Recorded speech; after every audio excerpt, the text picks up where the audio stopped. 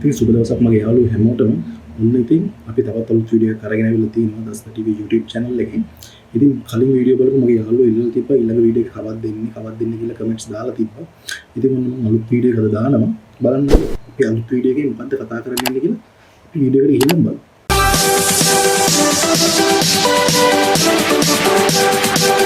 හරි. අපි අද අපේ වීඩියෝ එකෙන් කතා කරන්න යන්නේ පළවෙනි ලිස්ට් එක දැම්මට පස්සේ ඔයා මොකද්ද කරන්න ඕනේ කියන එක. හරි.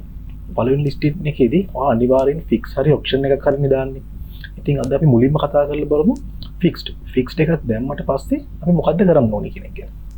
හරි. මුලින්ම කියන වැදගත් දෙයක් තියෙනවා. මොකද පළවෙනි ලිස්ටින් එක දාලා අනිවාර්යෙන් පැය 72ක්වත් යනකම් ඔයා ඊළඟ ලිස්ටින් එක දාන්න එපා.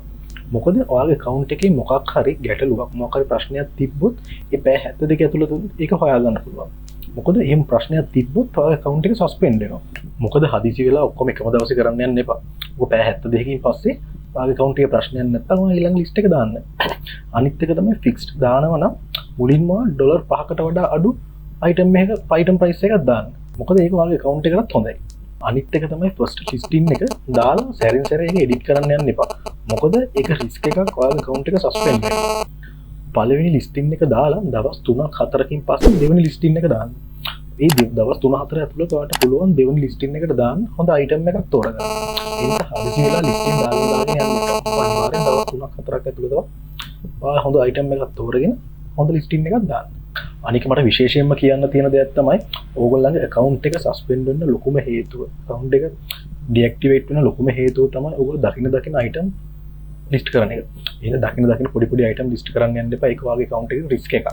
ඔයාලට හොඳයි කියලා හිතන එක item එකක් විතරක් හොඳට හොයලා බලලා අනිවාර්යෙන් ඒක listing කරන්න.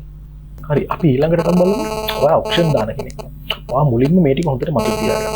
ඔයා අනිවාර්යෙන් option දාන කෙනෙක් නම් option එකේ දවස් 7 ඉවර වුණාට පස්සේ ඊළඟ option එක දාන්න. මොකද දවස් 7 ඇතුළත තව listing එකක් කරන්න යන්න එපා. පුළුවන් නම් ඔයාගේ option එකට දාන මේ price එක $0.01කට වගේ price එකකට දාන්න. ලොකු ඒවා දාන්න යන්න එපා. පොඩි option එකකින් පටන් ගන්න. ඒක ඔයාගේ account එක suspend වෙන්නේ නැති වෙන account එකේ ප්‍රශ්නයක් නැති වෙන්න ලොකුටම බලපාන දෙයක්. අනිත් එක තමයි item 10ම එකපාර දාන්න එපා. item දෙකක් විතර free තියාගන්න. මොකද item එකේ item listing වගේ වැඩි වෙනකන් ඒ item දෙක free තියාගන්න. පුළුවන් නම් ඔයා දාපු item 8 auction run කරන්න. මොකද ඔයාගේ ඒකෙන් ඔයාගේ traffic එක වැඩි කරගන්න පුළුවන්. මොකද ඔයාට එන sales ප්‍රමාණය වැඩි කරගන්න පුළුවන් ඒ item 8ෙන්. හරි අදට මෙච්චරයි මට කියලා දෙන්න තියෙන ඕගොල්ලන්ට. අපි බලමු ඊළඟට තව අලුත් දෙයක් ඊළඟ අලුත් වීඩියෝ එකකින්. ඕගොල්ලෝ අලුත් වීඩියෝස් බලන්න තාමත් අපි YouTube channel එක subscribe කරලා නැත්නම් අදම Dasatha TV YouTube channel එක subscribe කරලා ඊට හැපැතින් තියෙන bell icon එක click කරන්න. අනිවාර්යෙන් අමතක කරන්න එපා. bell icon එක click කරාට මදි notification එක on කරන්න. notification on කරොත් තමයි අපි දාන වීඩියෝ වලට මුලින්ම බලන්න හම්බෙන්නේ. එහෙනම් හැමෝටම සුබ දවසක්.